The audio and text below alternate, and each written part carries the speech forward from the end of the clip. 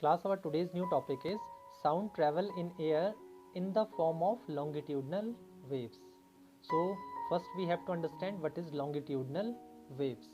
When the direction of the vibrations are parallel to the direction of sound wave, then we can say those waves are longitudinal waves. So suppose this is the direction of the wave and the vibration also in the same direction, so then we can say these waves are longitudinal waves. So in wave, particles do not leave their mean position. So suppose class, this is the particle and this is the mean position of this particle. It is going here and there, but it is not leave its own mean position, and this is the mean position. It means in vibration this particle can go there and come here also. So it is vibrating, and after some time when it stops, it again comes to its own mean position. So this is how your particle works in wave.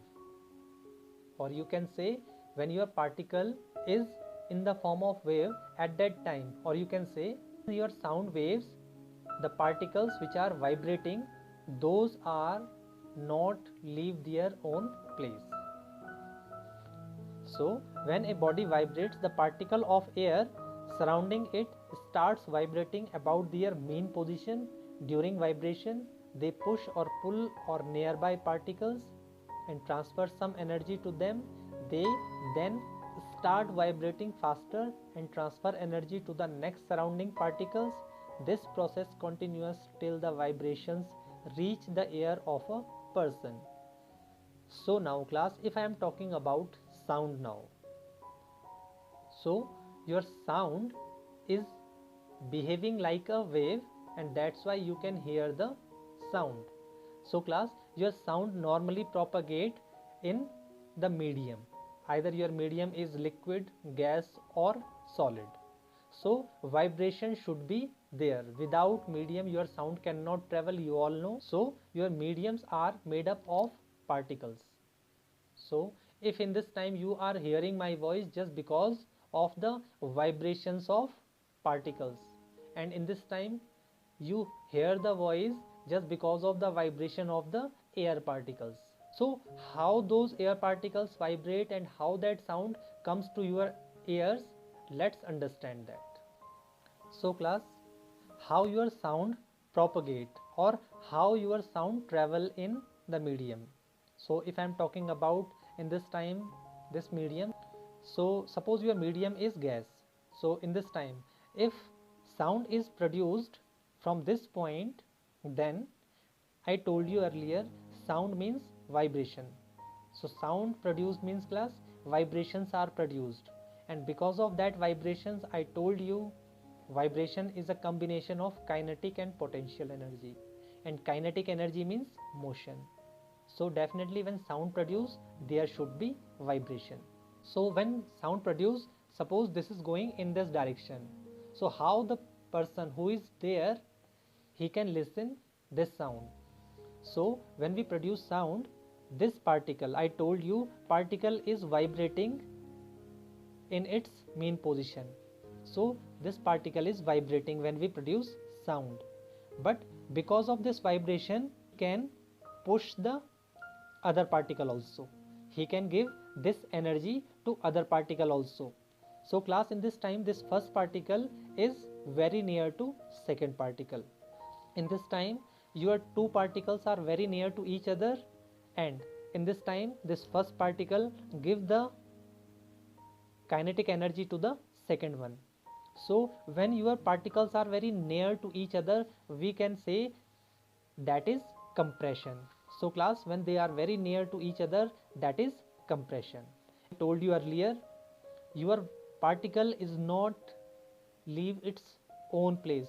So after giving vibration to the second particle, it comes back to the its mean position. This is the mean position of this, and now class, it is vibrating now, and now if it is my vibrating, then it goes very near to this one.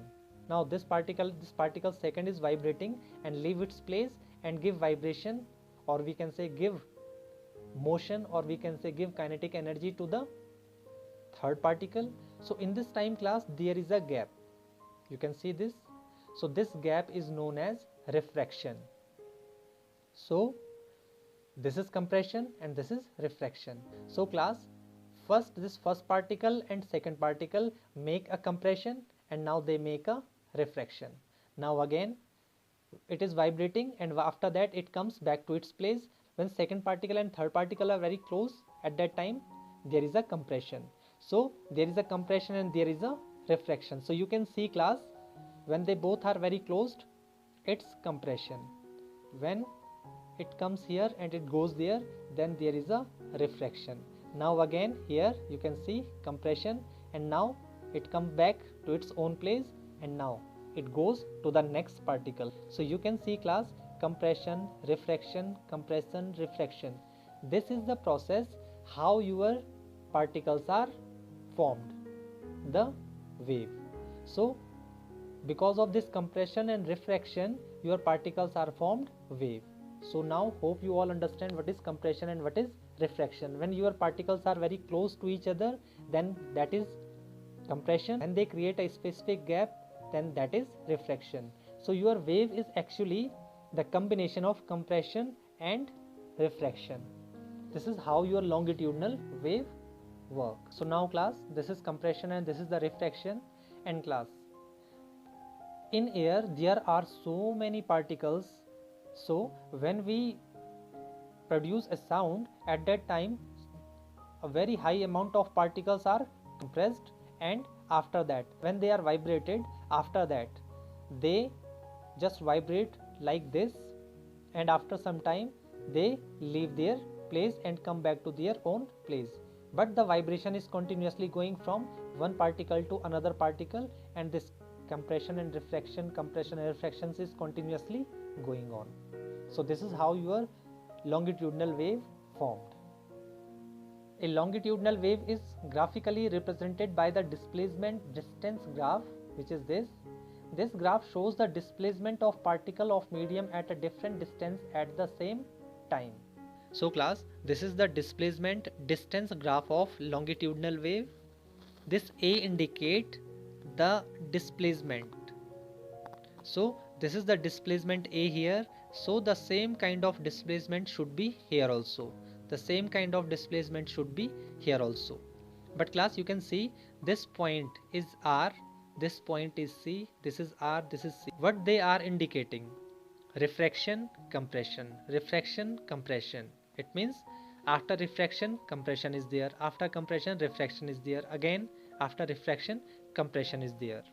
So it's very, very important class. The distance between two refraction or maybe two compression. If you calculate the distance between two refraction or two compression, that is your distance of wave, or we can say that is the wavelength. So suppose I am talking about R to R. So this is your R and this is your R. So this length is known as wave length. Or from C to C also, this is your C and this is your C. So you can choose any one of them. That is also your wave length. So it means between two compression or between two refraction, whatever length is there, that is your wave length. So this is your displacement distance graph. Wavelength means class, there is a length. It means how much distance it cover in a specific with specific displacement. So here you have a distance and displacement also. Now second is displacement time graph of longitudinal wave.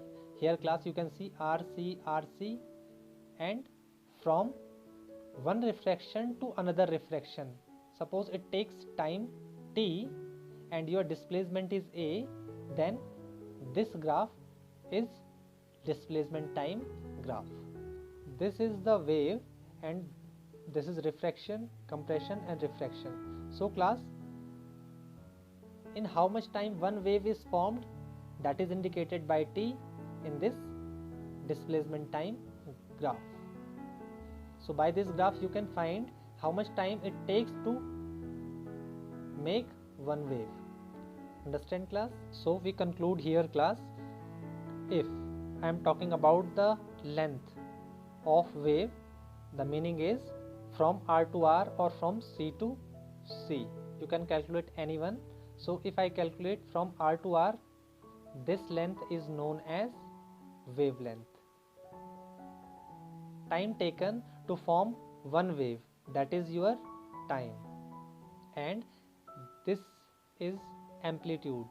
So class, what is the meaning of amplitude? The meaning is the maximum displacement of wave. This is the displacement of wave, so that is known as amplitude. So class, some terms related to wave. First is one vibration, the to and fro motion which constitutes one full wave is called one vibration. So class, one full wave, or we can say one wave, is called one vibration. So you all know where is your one wave. One wave means class from this refraction to this refraction. This is one wave. So this is your one vibration also. So one wave is also called one vibration.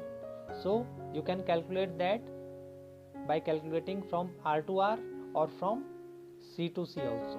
If I am talking about C to C, this is also one vibration, or we can say one wave.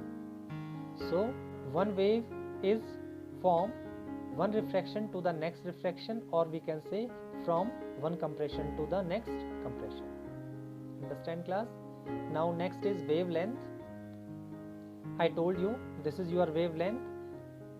You just calculate distance between compression to compression or refraction to refraction, then you will get your wavelength. The length of a wave corresponding to one vibration is known as its wavelength. So I told you class, this is your one vibration, or this C to C. One wave is also known as one vibration.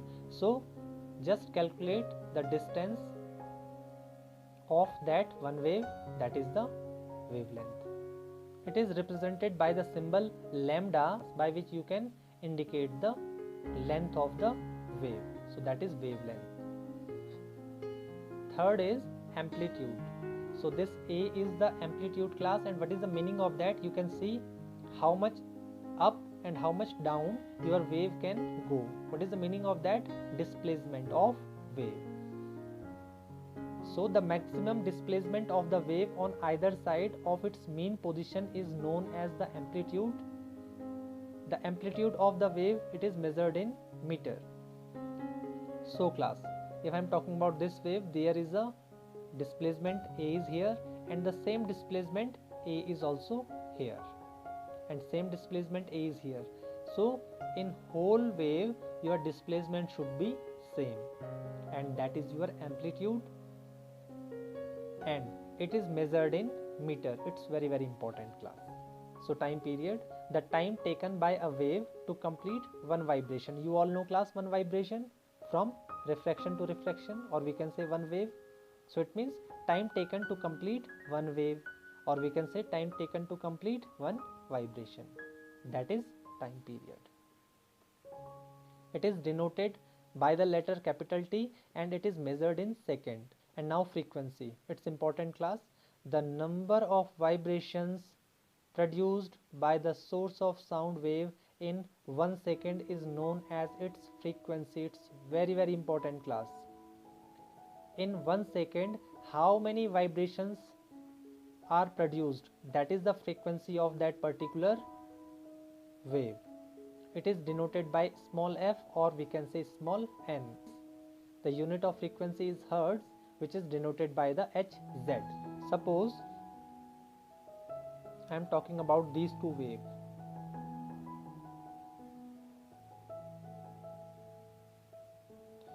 One wave complete here, second wave complete here, third wave complete here.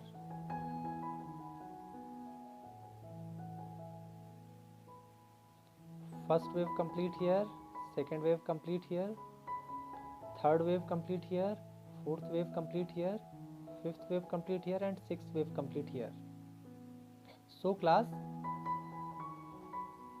suppose the time is 1 second here. So in 1 second, this A vibrate in 1, 2 and 3 time. It means 3 vibrations are there. How many vibrations are there? 3 vibrations, because 3 waves are there, so 3 vibrations are there. But here you can see 1, 2, 3, 4, 5, 6. 6 vibrations are there. So in 1 second, if it vibrates 6 times and it vibrates 3 times, so the frequency of this B is more than the frequency of A, and it is denoted by F. It means your frequency is 6 and your unit is Hertz. So the frequency of B is 6 Hertz and the frequency of A is 3 Hertz. So this is how you indicate your frequency by small f, and this is the unit Hz, Hertz.